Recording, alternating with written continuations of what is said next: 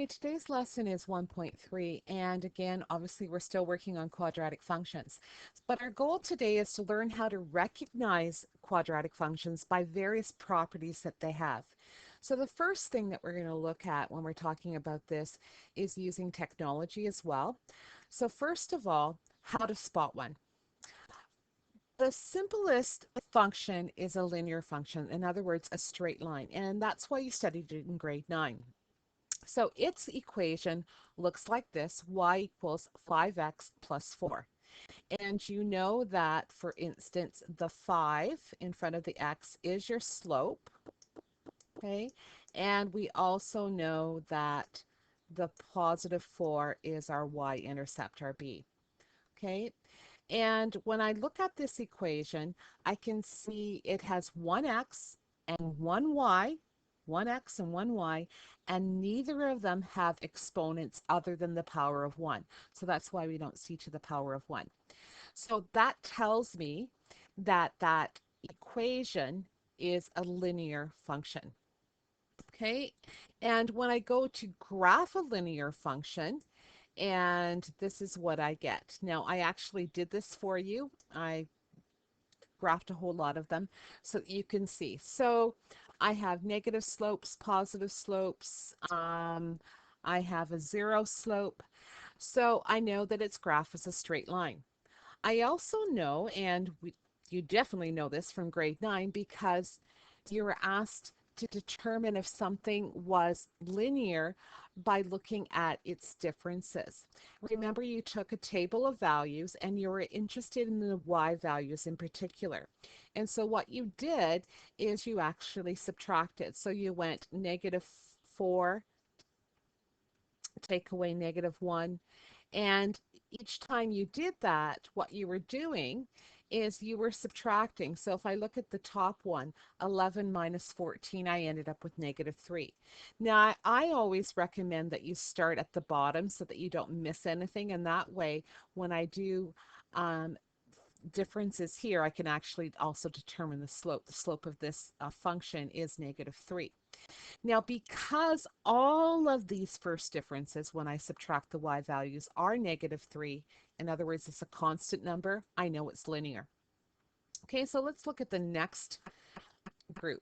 Okay, the next simplest function is a quadratic, and I'm just going to put up the blind for a second so we could talk about it. So its equation looks like this, okay, and that's its standard form. Okay, and we're going to be looking at different forms of quadratics as time goes on. But another thing, it has an x squared, and the x squared is the highest exponent, and may have an x and a constant. So in other words, in this case, I have the highest power as an x squared.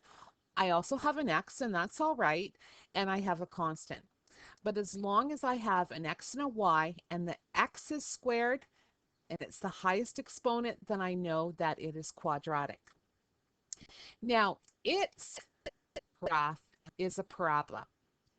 Okay, so you've seen them. Sometimes we call them U-graphs or whatever you want to call them, but it looks like this.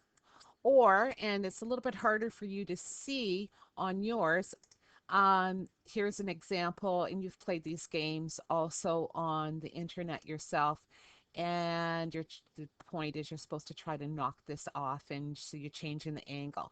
But it creates, with projectiles, it creates a path that is like the graph of a parabola.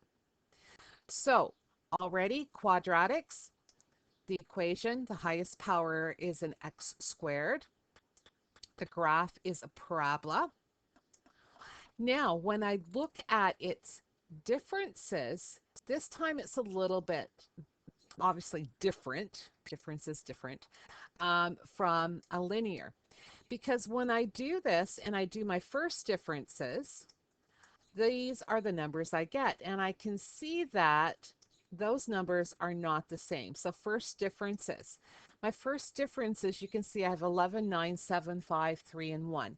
They are not constant, so that tells me it's not linear. It doesn't tell me it's quadratic, however. So I have to take these numbers, the first differences, and then subtract them. And when I do that, amazingly, my second differences are equal. And because this is a constant number, the number 2 in this case, then I can say for sure that it is quadratic. Now, what we're going to do next is we're actually going to take the graphing calculator. So it's a little bit harder for you. I will bring up my virtual calculator. You can do that as well. And there's from the link from the web page, you can also download one so you have one on your own computer. It's free, it's safe, and it's legal. So my first problem is this. A company that conducts student tours in Ottawa uses the function p equals negative 0.6 n squared plus 36n minus 144 to model their profit, where n represents the number of students. Okay, so they're squaring the number of students and then they're adding 36 times the number of students taking the tour. It says analyze this function with a graphing calculator to find the maximum profit and the number of students that give the maximum profit. So how do we do that with a graphing calculator? Well, your textbook is pretty good at walking you through the steps, but I'm going to bring up mine for a second here. I'm going to turn it on.